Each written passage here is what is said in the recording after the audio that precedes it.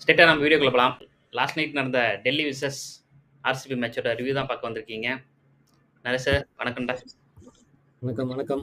2 கையும் 2 காலும் போனா கூட காளியங்கிறவன் பொழிச்சுக்குவான் சார். கெட்ட பையன் சார் அவன்.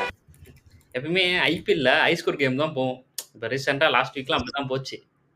ஒரு லோ ஸ்கோர் கேம் பார்த்தது நல்லா இருந்துச்சு நேத்து பார்க்க. அக்ஷர் பட்டேல் வந்து டாஸை வின் பண்ணாரு. வின் பண்ண உடனே நாங்க ஃபர்ஸ்ட் பவுலிங் போறோம்னு சொன்னாரு. அதுக்கப்புறம் என்ன நடந்துச்சு? நீ சொல்லு. வழக்கம் போல பில்சால்ட்டும் விராட் கோலி ஓப்பனிங் இறங்கிட்டாங்க. விராட் கோலி ஒரு பக்கம் வந்து அவ்வளவா இதுவும் பண்ணல. பட் வந்து பில்சால்ட் மேட்சே திருப்பி போட்டாரு. 3 ஓவருக்கு நியர் 53 54 ரன் இருக்கும். போட்டு பிரிச்சு வேஞ்சிட்டாரு. ஃபர்ஸ்ட் 3 ஓவர் செம்மட்டி போட்டு பிரிச்சிட்டாங்கல்ல. அதுக்கப்புறம் அக்ஷர் பட்டேலோட ஓவர் அக்ஷர் பட்டேல் அவன் ஓவர் தான் போட்டு 2 ஓவர்லயே 30 ரன் வந்துச்சு அவன் வந்து. ஆனா ஒரு குரூஷியல் ரன் அவுட். அந்த ரன் அவுட்னாலதான் அவன் வந்து அவன் எதுக்கு செகண்ட் ஓவர் போட்டான்னு தெரியல. எதுக்கு ஓவர் போட்டான்னு தெரியல பவர் பிளேல. பட் வந்து போட்டான். ரன்னு கொடுக்காத ரீசன் விக்கெட் ரன் அவுட் தான். மேட்சே திருப்பி போட்டுச்சு. அதான் ஒரு இது சின்ன குழந்தைங்களுக்கெல்லாம் மருந்து ஊத்துறதுக்கு முன்னாடி மிட்டாயை குத்துட்டு மருந்து ஊத்துவாங்களே அந்த மாதிரி ரன் கொடுக்குற மாதிரி குத்துட்டு விக்கெட் எடுத்துக்கிட்டு போயிட்டான். ராங் காலா அது எப்படி ஆச்சுன்னு தெரியல. ராங் கால். விராட் கோலி தான் கால் பண்ணாரு. சரி ஓகே. அது பண்ணி ரிட்டர்ன் போயிட்டாரா? புரியல. ரிட்டர்ன் ஓடிட்டாரா மறுபடியும்? கால் பண்ணிட்டு ரிட்டர்ன் ஓடிட்டாரா பின்னால? அவர் திருப்பி இவர சால்ட்ட பார்க்கவே இல்ல. சால்ட் வந்து விராட் கோலி கால் பண்ணதும் ஓடி போயிட்டான். அதனால அந்த ரன் அவுட் இருந்தாச்சுக்கவேன் மேட்ச் இன்னும் மாறி இருக்கும். அந்த மாதிரி 240 வந்திருக்கும்ல. 240 பிளஸ்ஸே வந்திருக்கும். ஏன்னா சால்ட் இருந்த ஃபார்முக்கு பே ஃபார்ம்ல இருந்தான். எவன் வந்தாலும் போட்டாலும் அடி. அது ஸ்பின்னருக்குலாம் 190 ஸ்ட்ரைக் ரேட்ல இருந்தான்டா நேத்து. எவன் போட்டாலும் போட்டு பிரிக்கிற ஐடியால செம்ம ஃபார்ம் நேத்து சால்ட். சரி ஓகே. அதுக்கப்புறம் படிக்கல் வந்தான். செம்ம தடவிட்டு போயிட்டான். அவுட் ஆன ஷாட் அவ்வளவா இல்லடா. ஷாட் தேவையில்லாத அவுட்றாங்க. ஷாட்டே தவறான ஷாட். அதுக்கப்புறம் பார்த்தா ஜித்தேஷ் சர்மா வடக்கன். அவனும் எதுவும் பண்ணல. மூக்கு மேல ராஜான்ற மாதிரி கொடை கிளப்பிட்டு போயிட்டான். லாஸ்ட்ல டிம் டேவிட் வந்தாருடா. வந்து ஒரு சாத்துனாரு லாஸ்ட் 2 ஓவர்ல. ரஜத் படிதார் ராஜ் பண்ணுவாருன்னு பார்த்தேன். அவரு பெருசா அது பண்ணாரு. ரஜத் படிதார் ஸ்பின்ன நல்லா அட்டாக் பண்ணுவாரு. பட் ஆனா நேத்து அட்டாக் பண்ண முடியல அவனால. இது எட்ஜ் ஆயிருச்சு. அதுவும் எட்ஜ் ஆயிருச்சு. எல்லாம் அவங்களும் டிம் டேவிட் அடிச்ச மூக்கு மேல ராஜான்ற மாதிரி டிம் டேவிட் அடிச்ச ரன் தான் வந்து ஓரளவு வந்து ஒரு ஓக் கொடுச்சு. மீன்ஸ் எப்படி ஒரு ஃபைட்டிங் டோட்டல் 163 வந்துச்சு. அப்புறம் விராட் கோலி விக்கெட் தேவையில்லாத விக்கெட் தான். விராட் கோலி நின்னு இருக்கலாம். இல்ல ஒண்ணு சால்ட் அவுட் ஆகிட்டாரு. ஒண்ணு இவராச்சும் நிக்கணும்.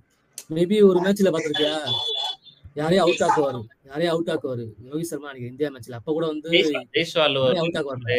அந்த மாதிரி நிறைய பண்ணிருக்காருடா. இவர் நிப்பாரு எப்பயுமே. பட் வந்து இவரும் நின்றது இல்ல. அவரும் நிக்கல. அவனும் நிக்கல.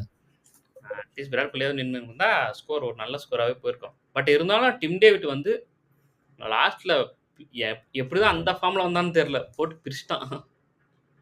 அதனால 163 ஓகே நல்ல ஸ்கோர். ஆனா அந்த கிரவுண்டுக்கு சின்ன ஸ்கோர் தான். சின்னசாமி கிரவுண்டை பொறுத்த வரைக்கும்.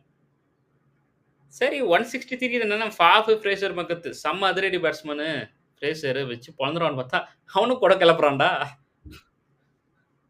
ஸ்டார்டிங்லயே விக்கெட் 10 ரன்னுக்கு 2 விக்கெட் இருந்துச்சு நான் பார்க்கும்போது. ஃபர்ஸ்ட் 3 விக்கெட் சீக்கிரம் போயிடுச்சு. ஃபாஃபும் கொடை கிளப்பிட்டாரு. ஃப்ரேசர் மக்கத்தை கொடை கிளப்பிட்டான். அக்ஷர் பட்டேல் 6 லைன்ல கேட்ச் நினைக்கிறேன். 6 லைன் அக்ஷர் பட்டேல் வந்து அக்ஷர் பட்டேல் ராகுல் 2 பேரும் இருந்தாங்க. அக்ஷர் பட்டேல் நின்னு இருக்கலாம். ஆல்ரெடி ஒரு 4 ஒரு 2 வந்துச்சு அந்த ஓவர்ல. தவலாம் திருப்பி அடிக்க போய் தான் அவுட் ஆனான். அவன் நின்னு இருந்தானா இன்னும் கொஞ்சம் ஈஸியா இருந்திருக்கும். பட் அதுக்கப்புறம் இவன் யாரு ஸ்டப்ஸ் வந்து செமையா நின்னாப்ல. ராகுல் கூட சேர்ந்து ஸ்டப்ஸ் ஸ்ட்ரைக் ரொட்டேட் பண்ணாரு ராகுலுக்கு. ஃபர்ஸ்ட் அடிக்கவே இல்லை பாத்தியா? 2 பேருமே அடிக்க போல. 2 பேருமே கிளீனா சிங்கிள் தட்டி பார்ட்னர்ஷிப்பை வந்து பில்ட் பண்ணாங்க. பார்ட்னர்ஷிப் பில்ட் பண்ணதால ஈஸி ஆயிடுச்சு இந்த ஸ்கோர் அடிக்கிறதுக்கு. 18 ஓவர்ல அடிச்சுட்டு போயிட்டாங்க. அது வந்து 104 ரன் இருக்கும்போது லைட்டா மழை பெய்யுற மாதிரி இருந்துச்சு. ராகுல் வந்து அம்பேர்ட்ட கேட்டாரு இந்த மாதிரி டிஎல்எஸ் மெத்தட் வருமா? டிஎல்எஸ் மெத்தட் வரும். டிஎல்எஸ் ஸ்கோர் எவ்வளவு கேட்டா 107 இருக்கும் போல. டக்குன்னு அப்ப இருந்து மேட்ச் லைட்டா மழை பெஞ்சுச்சு. அப்ப இருந்து மேட்சே மாறிடுச்சு. ஏன்னா, அந்த டைம்ல வந்து டிசி வந்து ஆர்சிபி விட கம்மியா இருந்தாங்க ஸ்கோர். டிஎல்எஸ் மெத்தட் வந்து 107 ரன் இருந்தாங்க. ஆ 107 ரன் இருந்தாங்க ஆர்சிபி. ஆர்சிபி வின்னு. அதனால என்ன பண்ணாரு, ஆர்சிபி அந்த ஓவர்ல 107 ரன் அடிக்க இருந்தாங்க. ஆரம்பிச்சுட்டாரு. அந்த ஓவர்ல போட்டு 2 4 ஒரு 6 நினைக்கிறேன். போட்டு பிரிச்சுட்டாரு அந்த ஓவர்ல. இல்ல அவர் ராகுல் முடிவு பண்ணிட்டாரு போல. மீன்ஸ் டிஎஸ் ஆனா கூட வந்து நம்ம வந்து அவரை விட எக்ஸ்ட்ரா அந்த டீமோட எக்ஸ்ட்ரா ரன் இருக்குன்னு முடிவு பண்ணிட்டாரு போல. அதனால வந்து டக்குன்னு பொளந்துட்டாரு. அது ஒரு ஒரு பொறுமையா பக்கம் லைட்டா மழை பெய்யுது, திடீர்னு மழை நிக்குது. ஆனா வந்து கேஎல் ராகுல் வந்து விரோதா இல்ல. மழை பெஞ்சா என்ன, மழை விட்டா என்ன, நம்ம வந்து அடிச்சுட்டே அடமலை இருக்கோம், தான் பாத்துக்கலாம்னு கேஎல் ராகுலோட அடமலை தான் நேத்து. அப்புறம் பாத்தீங்கன்னா கேஎல் ராகுல், ஏன்னா கேஎல் ராகுல் விசஸ் ஆர்சிபி ஒரு காதல் கதைன்னு நினைக்கிறேன்டா. எப்பெல்லாம் ஃபார்ம்லயே இல்லைனாலும் சரி ஆர்சிபிக்கு மட்டும் செம்ம அடி அடிக்கிறாரு கேஎல் ராகுல்.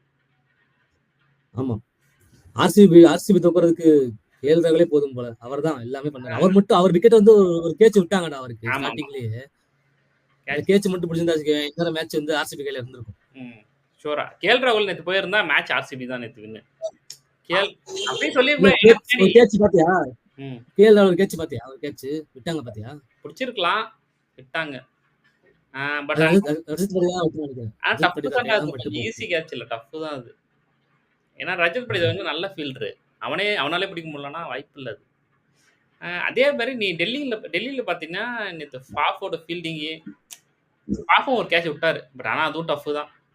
ஃபாஃபாலே பிடிக்க முடியலன்னா வேற எவனாலையும் பிடிக்க முடியாது. அந்த மாதிரி இதுதான். அதுக்கப்புறம் ஆனால் டெல்லி இது அந்த ஒன்று விட்டுட்டு மித்ததெல்லாம் பார்த்தீங்கன்னா டெல்லி ஃபீல்டிங் சூப்பராக இருந்துச்சு நேற்று. டெல்லி ஃபீல்டிங் நல்லா இருந்துச்சு. ஆனா பட் ஆர்சிபி வந்து ஒரு இந்தியனோட தான் விளாண்டாங்க, இல்லன்னு சொல்ல முடியாது. இல்ல, ஆனா ஜெயிக்கணும் ரெண்டு டீமும் ஃபைட் பண்ணாங்க. பட் ஆனா எனக்கு டெல்லியில வந்து ஃபீல்டிங் நேற்று சூப்பரா இருந்த மாதிரி தோணுச்சு. ஆர்சிபியை கம்பேர் பண்ணும்போது டெல்லி ஃபீல்டிங் சூப்பரா இருந்துச்சு நேற்று. ரன் அவுட்ல இருந்து ஆக்சுவலி விப்ராஜ் தான் ரன் அவுட் பண்ணிருப்பான்னு நினைக்கிறேன். இது முன்னாடி அக்செப்ட் இல்ல. விப்ராஜா விப்ராஜ் தான் நினைக்கிறேன். பார்ப்போம்.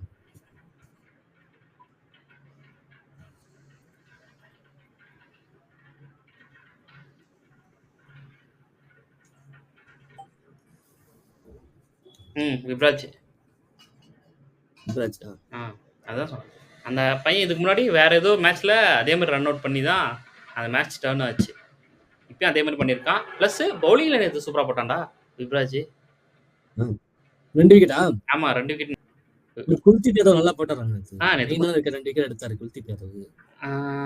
இன்னொன்னு அந்த பவர் பிளேயர் விக்கெட் போச்சுல ஆர்சிபி இது. அப்ப 2 ஷட் டவுன் ஓவர். விப்ராஜும் போட்டு அப்படியே அமுக்கிட்டாரு பவர் பிளேயர்ல. அந்த 5th ஓவர் அப்படியே அமுக்கிட்டாரு. முகேஷ் குமார் வந்து 6th ஓவர்ல அப்படியே அமுக்கிட்டாரு. மேடன் ஓவர் என்ன பண்ணாங்க? ஒரு விக்கெட் ஒரு மேடன் ஓவர் தான் போட்டாங்க. விக்கெட் பிளஸ் மேடன் ஒரு ஓவர். அப்புறம் நம்ம ஏன்னா ஃபர்ஸ்ட் 3 ஓவர் வந்து ஃபர்ஸ்ட் 3 ஓவர் 60 ரன் வச்சுக்க ஃபர்ஸ்ட் 3 ஓவர். அப்புறம் வந்து 14 ஓவருக்கு 17 ஓவருக்கு 100 தான் வந்துச்சு. மொத்தம் 169 தான் அவ்வளவு அடிச்சாங்க. ஏன்னா ரன் அவுட் தான் மேட்சே வந்து டர்ன் ஆயிடுச்சு, மாத்தி விட்டுருச்சு. இன்னொன்னு குல்தீப் யாதவ் நேற்று சூப்பரா போட்டார் பவுலிங். ஆனா எனக்கு அக்ஷர் பட்டேல் கேப்டன்ஸ்ல ஒரு கொஸ்டின். ஏன்னா நீ 20வது ஓவர் போய் எதுக்கு முகேஷ் குமார் கொடுத்த? ஸ்டார்க் இருக்காங்க, மிச்சல் ஸ்டார்க் இருக்கான்.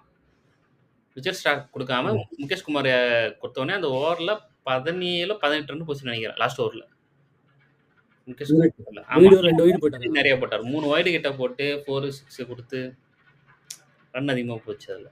அது ஒண்ணுதான். அதுவும் 6ல ரொம்ப லாங்ல எல்லாம் போலடா, கரெக்ட்டா பவுண்டரி எல்லாம் உட்கார்ந்துச்சுடா. அந்த கிரவுண்ட் கரெக்ட்டா உட்கார்ந்துச்சு. 6ல ரொம்ப லாங்ல எல்லாம் போல. இது நீங்க ரொம்ப சின்ன சாமி கிரவுண்ட், ரொம்ப இருக்குதுல பொட்டி கிரவுண்ட். அது மும்பை கொல்கத்தா கிரவுண்ட்லாம் பொட்டி கிரவுண்டுங்க. ஆனா நேற்று வழக்கமான சின்னசாமி விக்கெட் மாதிரி எனக்கு தோணல. நேற்று பால் கொஞ்சம் திரும்ப ஆரம்பிச்சிச்சு. ஸ்பின்னருக்கு ரொம்ப எஃபெக்டிவா இருந்துச்சு. புவி எப்பயுமே நல்லா தான் போட்டுட்டு இருக்காருடா பவர் பிளே எல்லாம். புவி வந்து பவர் பிளேல வந்து அவர் ஓவர் கட்டாதான் போட்டுட்டு இருக்காரு. மீன்ஸ் விக்கெட் வாங்கிறாரு, ரன் வந்து அதிகமா கொடுக்க மாட்டாரு. ஆமா, பட் நீ சொன்னது ரைட்டு தான். தேவலாம வந்து ஸ்டார்க்கு 20 படம் முகேஷ் போட தப்பு தான் அது. அது இல்லாம நடுவுல சின்ன சின்ன தப்பு இருந்துச்சு அக்ஷர் பட்டேல். பட் இருந்தாலும் ஓகே, நெக்ஸ்ட் மேட்ச்ல இது பண்ணிப்பாரு. இன்னொன்னு வந்து ஃபாஃப் வந்து அவ்வளவா இன்வால்வ் ஆகல. லாஸ்ட் 3 மேட்ச்க்கு இன்வால்வ் ஆன மாதிரி இந்த மேட்ச்க்கு இன்வால்வ் ஆகல. Sorry, last 2 மேட்ச்க்கு. ஒரு மேட்ச் இல்ல ஃபாஃப், லாஸ்ட் மேட்ச் இல்லவே இல்லை. இன்னொன்னு பார்த்தீங்கன்னா, நேத்து மெயினே ஆர்சிபில ஜாஷ் ஹேசல்வுட். அவர கழட்டிட்டாங்கன்னா, இவங்க மாட்டிக்கிறாங்க. நேத்து ம். அப்படிதான் பண்ணாங்க. அவங்க ஜாஷ் ஹேசல்வுட்ட டார்கெட் பண்ண ஆரம்பிச்சுட்டாங்க. ராகுல் டார்கெட் பண்ணதே அவருதான். ராகுலும் சரி, ஸ்டப்ஸும் சரி. டார்கெட் பண்ணி ஹேசல்வுட்ட அடிக்க ஆரம்பிச்சுட்டாங்க. அதனால அவன் ஹேசல்வுட்ட டார்கெட் பண்ணா ஆர்சிபி மாட்டிக்கிறாங்க. ஏன்னா மெயின் பவுலர் அவரு. புவி எப்பவுமே எக்கனாமிக்கா போட்டு போயிருவாரு. ஆனா புவியும் டார்கெட் பண்ண ஆரம்பிச்சாங்கன்னா, ஆர்சிபி கெட்டிங் இன் ட்ரபிள். எனக்கு தோணுது. ம். அது இல்லாம பட் ஆர்சிபி அது கேஎல் ராகுல் தான். ராகுல் தான் கேஎல் ராகுல் தான் வின் ஒன் பண்ண மேன் ஷோ. காரணம் கேஎல் ராகுல் தான். ஒன் மேன் ஷோ தான் நேத்து. சரி ஓகே. நேத்து அதுக்கப்புறம் ராகுல் அடிச்சுட்டு சொன்னார் பாத்தியா ஃபினிஷிங்ல. நான் இருக்கேன். என் கிரவுண்ட்ரா என்ன எப்படா நீங்க விடலாம்? ஆர்சிபி ம். எனக்கு தெரிஞ்சு பிட்டே பண்ணலன்னு நினைக்கிறேன். ராகுல் பிட் பண்ணாங்களா? எனக்கு சரியா ஞாபகம் இல்ல. ஆக்சுவலி அந்த அளவுக்கு பிட் பண்ணலன்னு நினைக்கிறேன். ராகுலுக்கு மெகா ஆக்ஷன்ல. ராகுல் ரொம்ப நம்பினார்ரா எனக்கு ஆர்சிபி எடுப்பாங்கன்னு. நான் கூட அப்படிதான் நினைச்சேன். அருணும் அப்படிதான் சொன்னான். ராகுல வந்து எப்படி ஆர்சிபி பிக் பண்றாங்கன்ட்டு. ஆனா ஆர்சிபி எப்பலாம் ராகுல பிக் பண்ணலையோ, அப்பலாம் போட்டு ஒரு மிதிக்கிறான். பட் வந்து ஆர்சிபி வந்து கேஎல் ராகுல் பிக் பண்ணா வச்சுக்கோங்க, இன்னும் மேட்ச் வேற லெவலா இருந்திருக்கும். ஏன்னா கேஎல் ராகுல் வந்து அந்த ஊர்லயே வளர்ந்தவர், பெங்களூர்லயே. ஸோ வந்து ஆர்சிபிக்கு இன்னும் வாய்ப்பு இருக்குன்னு சொல்லலாம். நம்ம வந்து தைரியமா சொல்லலாம். ஆர்சிபி தான் அப்படிங்க தைரியமா சொல்லலாம். ஆனா இன்னொன்னு என்ன தெரியுமா? நீ ராகுல் என்னன்னா கேப்டன் குத்தி ஆகணும். அதனால தான் மேபி. பட் கேப்டன் லாக்ல வந்து கேஎல் ராகுல் அவ்வளவா ஆடி நான் பார்த்ததே இல்லடா. பட் வந்து அன்கேப்டன் லாக்ல வந்து பஞ்சாப்ல நல்லா பண்ணியிருக்கான்டா. பட் ஆனா ஒரு டீமை குவாலிஃபை பண்ற அளவுக்கு கேப்டன்சி இருக்கு. டீம் செட் ஆகணும். இல்ல ரெண்டுமே அவரால் பண்ண முடியல. ரன்னும் அடிச்சுட்டு கொடுத்துட்டு டீமே லக்னோக்கு ஒரு டைம் பண்ணாருன்னு நினைக்கிறேன்டா. பட் அக்ஷர் பட்டேல் நல்லா தான் பண்றாரு. அவர் வந்து எதுவும் கொலை சொல்ல முடியாது. அதான் இப்ப ஃப்ரீயா ஆடுறாரா ராகுல். அதுவும் இந்த சாம்பியன் ட்ராஃபி போயிட்டு வந்தாரு பாத்தியா? அப்ப இருந்து ராகுல் 2.0வா தேடுறாரு. நேத்து பாரு மத்தவங்க எல்லாம் 6 அடிக்கும் போது எல்லாம் கொடை கிளப்பிட்டு போயிட்டு இருந்தானுங்க. கேட்ச் குடுத்துட்டு. ஆனா ராகுல் பாரு நேத்து அடிச்சதெல்லாம் க்ளீன் ஹிட்டிங். அதுவும் எந்த பால் அடிச்சா கரெக்டா போகும், எந்த பால் போகாதுன்னு தெரிஞ்சு புவனேஷ்குமார் வந்து போல் போகும்போது நீட்டா ஸ்ட்ரைக் ரொட்டேட் பண்ணாரு. அவரும் ஸ்டப்ஸ் ரெண்டும் சேர்ந்து நல்லா இருந்துச்சு மேட்ச் பார்க்க. அப்புறம் அந்த மழை பெஞ்சனாலதான் மேட்சே மாறிடுச்சு. அப்புறம் வந்து வெறி ஆயிட்டாரு. எனக்கே மழையா நான் அடமலடான்னு போட்டு பெரிய ஏன்னா வந்து பக்கத்துல வந்து தோத்துருவோம் போல, டிஎல்எஸ்ல ஜெயிச்சிடக்கூடாது அப்படின்னு ஸ்கோர் எவ்வளவு கேட்டு அந்த ஸ்கோர் அடிச்சுட்டு அவர் மழை நின்றுச்சு. சரி ஓகே, மறுபடியும் பழைய மாதிரி பேட்டிங் ஆரம்பிப்பாங்க பார்த்தா மழை நின்றாலும் பரவாயில்ல, சரி பறக்க விடுன்னு பறக்க விட்டாரு. அடி ஒத குத்துதான். அந்த மாதிரி தான் ஆனந்தார் நேத்து. எனக்கு பர்சனலா ராகுல் ரொம்ப பிடிக்கும். ஆக்சுவலி சிஎஸ்கே எடுத்துருக்கலாம். போனாங்க பிட்டுக்கு. பட் ஆனா எடுக்க முடியல. என்ன கேட்டா தீபக் கூட ராகுல் திரிபாதி எல்லாம் நீங்க விட்டுட்டு எடுக்கிறதுக்கு ஒரு ஆள் ராகுல் மாதிரி ஒரு ஆள் இருந்திருந்தா நல்லா இருந்திருக்கும். பட் ராகுல் பேட்டிங் பார்க்க சூப்பரா இருக்கும். எப்பவுமே class plus power equal to ராகுல். சரி ஓகே. அப்புறம் டிசி வந்து கம்ஃபர்டபுளா வின் பண்ணிட்டாங்க. இன்னொன்னு பார்த்தா டிசி 4க்கு 4 வின் பண்ணியிருக்காங்கடா. ஒரு மேட்ச் கூட தோக்கல. பரவாயில்ல. ஏன்னா அது காரணம் யாருன்னா ஏமாங் பதானி கோச். செம்ம கோச் அவரு. தமிழ்நாடு பிளேயர் அவரு. தமிழ்நாடு இது அவர்தான். அவரு எந்த இன்டர்நேஷனல் கோச் பண்ணும்போதும் சரி, டொமஸ்டிக் மேட்ச்லாம் போய் மேக்ஸிமம் கப் அடிச்சிருவாரு. ஆனா பேட்டிங் கோச்சா பவுலிங் கோச்சா? பேட்டிங் கோச் தானே. ஓவரால் கோச்சர் அவரு, ஹெட் கோச்சர் அவரு. ஓ ஹெட் கோச்சா? அந்த டீம் கோச். அந்த டீம் கோச். அவருக்கு கீழ தான் வந்து பவுலிங் கோச், பேட்டிங் கோச் இருப்பாங்க. ஹெட் கோச் ஏமாங் பதானி இருக்கிற வரையும் இந்த டீம் வந்து வேற லெவல்ல போயிருப்பாங்க. அன்பீட்டனா போறாங்க. யாரா இவங்களை தோக்கடிக்க போறாங்கன்னு தெரியல. ஒரு பக்கம் மேட்ச் வந்து டாஸ் போயிட்டே இருந்துச்சு. இன்னொரு பக்கம் பார்த்தா ஒரு சேட் நியூஸ் வர ருத்ராஜ் வர இல்லன்ட்டாங்க. அப்புறம் பார்த்தா டோனி தான் அகைன் கேப்டன் சொன்னாங்க. அதை பத்தி என்ன நினைக்கிறேன்? ருத்ராஜ் இல்லாது எனக்கு என்னவோ சிஎஸ்கேக்கு ஒரு தான். எனக்கு என்னவோ சிஎஸ்கே ருத்ராஜை மிஸ் பண்ண போறாங்கன்னு நினைக்கிறேன். ஏன்னா ருத்ராஜ் தான் பேட்டிங் ஆர்டர்ல கொஞ்சம் ஓரளவுக்கு நல்லா தெரிஞ்சுட்டு இருந்தாரு. எப்போ அவர் இல்லாம எப்படி ரீப்ளேஸ் பண்ண போறாங்கன்னு தெரியல. அது ராகுல் திரிபாதி தீபா கூடலாம் நீங்க தயவு செய்து எடுத்து வராதீங்கடா உள்ள. அது வந்து ஆண்டர்ஸ் அது கூட ஓகே தான். ஏதாவது யங்ஸ்டரை கொண்டு வந்து சான்ஸ் கொடுங்க. இல்ல ருத்ராஜ் ரீப்ளேஸா யாரை எடுக்க போறாங்கன்னு தெரியல. வார்னர் நிறைய பேர் சொல்லுங்கிறாங்க வார்னர் எடுக்க சான்ஸ் இருக்குன்னு. வார்னர்ல எடுத்தா வேற லெவல்ல கொண்டா. பட் ஆனா இருந்தாலும் வார்னர் பழைய ஃபார்ம் இல்ல. நெறைய பேர் சொல்லிட்டு இருக்காங்க வார்னர். ஆனா எனக்கு தெரிஞ்சு வார்னர்லாம் வாய்ப்பு இல்ல. ஆ பட் வந்து இன்னும் 9 மேட்ச் இருக்குது சென்னைக்கு. ஆ சென்னைக்கு 9 மேட்ச் இருக்கு. இன்னியோட சேர்த்து. ஒருவேளை தோனி தலைமையில வந்து எல்லாமே 9க்கு 7 வின் பண்ண சான்ஸ் இருந்தா ஈஸியா உள்ள போய் கப்பு கூட அடிக்கும். நல்லா இருக்கும். பட் இன்னொன்னு எம்எஸ் தோனி கீழ இந்த 3 ஸ்பின்னர் எப்படி ஆட போறாங்கன்றது ஒரு நல்லா இருக்கும் பாக்க. ருத்ராஜ் வந்து ஸ்பின்னர்ஸ நம்ப மாட்டாரு. கரெக்ட்டா? ஆனா எம்எஸ் தோனி ஸ்பின்னர மட்டும் தான் நம்புவாரு. அவரு கீழ இந்த 3 ஸ்பின்னர் எப்படி பண்ண போறாங்கன்னு பாக்க ஆர்வத்துல இருக்காரு. MS Dhoni back to the captain for CSK. எப்படி எப்படி ஃபீல் பண்ற? எம்எஸ் தோனி திருப்பும் வர போறாரு. கேட்க நல்லா தான் இருக்குது. கேட்க நல்லா இருக்கு. பட் வந்து அவங்க வந்து சேல்லே 9 மேட்ச் 7 வின் பண்ணா இன்னும் நல்லா இருக்கும். அப்படியே உள்ள போய் கப் வாங்கினா வச்சுக்கோங்க. தோனி லாஸ்ட் சீசனா இருக்கும். பிளஸ் கப்பு வாங்கிட்டு போற மாதிரி ஒரு ஃபீல் இருக்கும். பார்க்கலாம். எது என்ன நடக்கும் தெரியாது. ஐபிஎல் இருந்து சொல்லவே முடியாது. ஃபர்ஸ்ட் ஜெயிக்கிறவங்க லாஸ்ட் தோப்பாங்க. லாஸ்ட் ஜெயிக்கிறவங்க ஃபர்ஸ்ட் ஜெயிக்கலாம். அது நடந்திருக்குது. உனக்கே தெரியும். கரெக்ட் தான். கம்பேக் கொடுப்பாங்களா என்னன்னு தெரியல. எம்எஸ் தோனி தலைமையில திரும்ப ஒரு இன்னொன்னு ருத்ராஜ் கேப்டனுக்கும் எம்எஸ் தோனிக்கும் ஒரே ஒரு டிஃபரன்ஸ் என்ன தெரியுமா? பிளேயர்ஸ்க்கு எம்எஸ் தோனி கேப்டனா இருந்தா ஒரு பூஸ்ட் கிடைக்கும். கண்டிப்பா. ஓகேவா? ஒரு பாசிட்டிவ் இன்டென்ட்டோட வருவாங்கன்னு எனக்கு தோணுது. பார்ப்போம். 14 நாளா கீழ எப்படி ஆட போறாரு. பார்ப்போம். பவுலிங் ரொட்டேஷன் எப்படி பண்ண போறான்னு பார்க்கறதுல நான் ஆர்வமா இருக்கிறேன். இந்த பவுலிங் வச்சு எப்படி பண்ண போறாரு? இந்த பேட்டிங் ஆர்டர் வச்சு எப்படி விளையாட போறாங்க? பார்ப்போம். இந்த மேட்ச் முடிஞ்ச உடனே ரிவ்யூல பார்ப்போம். இந்த வீடியோ பிடிச்சிருந்தா லைக் பண்ணுங்க, ஷேர் பண்ணுங்க, மறக்காம கமெண்ட் பண்ணுங்க, சப்ஸ்கிரைபும் பண்ணிடுங்க.